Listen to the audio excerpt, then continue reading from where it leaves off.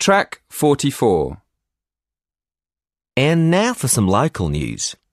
When the receptionist arrived at Goodmead Primary School on Monday, she found that someone had broken into the office and stolen several laptops, so she called the police. They came to look at the crime scene straight away and advised her to make sure she locked up the office every evening in future. They also suggested that she should watch out for any strangers nearby. 2 days later, the police called to say that they had caught the thieves and arrested them. They said they would take them to court in the next few days. Track 45. When the receptionist arrived at Goodmead Primary School on Monday, she found that someone had broken into the office and stolen several laptops, so she called the police. Track 46. Good morning. Thank you for inviting me to talk to you today. I like speaking to students, especially when there's a chance of making their lives a bit safer. Just to start, does anyone know what the most common crime is? No? Well, theft is the most common crime in the UK. There are various kinds of theft. For instance, robbery. When a thief takes something away from someone personally, like when you're walking in the street and someone grabs your handbag or your mobile and runs away, that's robbery. Another form of theft is burglary, when a thief breaks into your house and steals your property. OK, now I'd like to go on to talk about safety on holiday. You probably know that when you're on holiday abroad, you're in much more danger of being robbed. This is because you probably don't know the country very well. For example, you might not realise that you're in a dangerous area. One of the things you can do to protect yourself is to keep your passport and money in the safe in the hotel.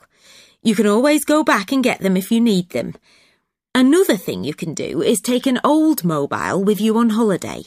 These new smartphones are very popular with thieves all over the world. It's safer just to take an old one. Track 47. Hello everyone, I'm Jennifer and I work for Campus Security. Welcome to this very short talk about emergency phone numbers. To start with, you need to know that emergency numbers aren't the same in every country. As we're in Britain at the moment, it's important to know that the emergency number is 999, so you'll need to remember this. Those of you who've been to the United States will know that the emergency number is 911, slightly different. But in Australia, the emergency number is completely different. It's 000. In Germany, the emergency number is the same as the rest of Europe. That's 112. And in case anyone's thinking of going on holiday to India this summer, it's useful to know that the emergency number there is 100.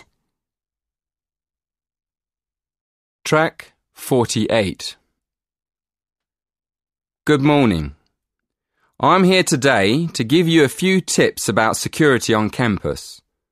We're not just here to prevent crime, but to make sure you're safe 24 hours a day. One of the services we provide for students who live on campus is to walk home with you if you need to cross the campus late at night. I mean, we all know the halls of residence are quite a long way from the library, don't we?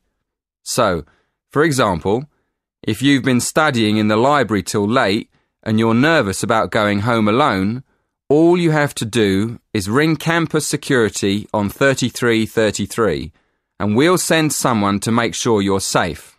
OK? By the way, another important thing to remember is the campus emergency number. We all know the national emergency number in the UK is 999. But when you're on campus and there's an emergency, you should call 3333. If you call 3333, you'll get through to our own staff right here on campus. They can react quickly and get to you faster than national services. Track 49. Section 2. You will hear a talk about safety in different regions. First, in the exam, you will have 20 seconds to look at questions 1 to 4. Listen carefully and answer questions 1 to 4. Good evening, everyone. It's great to be here to talk to you about staying safe on holiday. Before I came this evening, I did a little research on where students like to go for their holidays and came up with 2 different regions, Latin America and India. So, I've been looking at the crime figures for both areas, and I thought I'd start by talking a bit about that. Then I'll give you some advice about how to avoid becoming a victim of crime. Okay, first of all, let's look at what kinds of crime are committed most in different regions. Okay, I'll start with India. Generally, India isn't thought of as a dangerous place for individuals, but there has been an increase in handbag theft in recent years. So keep an eye on your bag when you're out in the street. Right. Now, let's look at Latin America. Of course, you do realise that not all Latin American countries are the same, but it is true to say that guns are used in a high percentage of crimes across the region. Looking at the figures, it seems that gun crime is a serious problem throughout. Before you hear the next part of the talk, in the exam you will have 20 seconds to look at questions 5 to 7. Track 50. Listen and answer questions 5 to 7. I can see some of you are thinking that it all sounds rather dangerous, but I know lots of people who've been there and had a really great time. They followed advice from the authorities, like making sure they didn't wear expensive jewellery in the street. And I'd certainly advise anyone travelling to Latin America to do the same. Another thing you should be careful of is not to go to lonely places at night. But of course, that's the same anywhere. But I must say, you do have to be very careful in some parts of Latin America when you take your money out of a cash machine. Sometimes you find that thieves stand very close to people at cash machines and take their money as it comes out. Before you hear the rest of the talk, in the exam you will have 20 seconds to look at questions 8 to 10. Track 51. Listen and answer questions 8 to 10.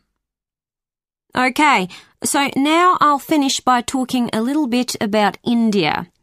I've actually been to India, and I didn't have any feeling that it was dangerous at all.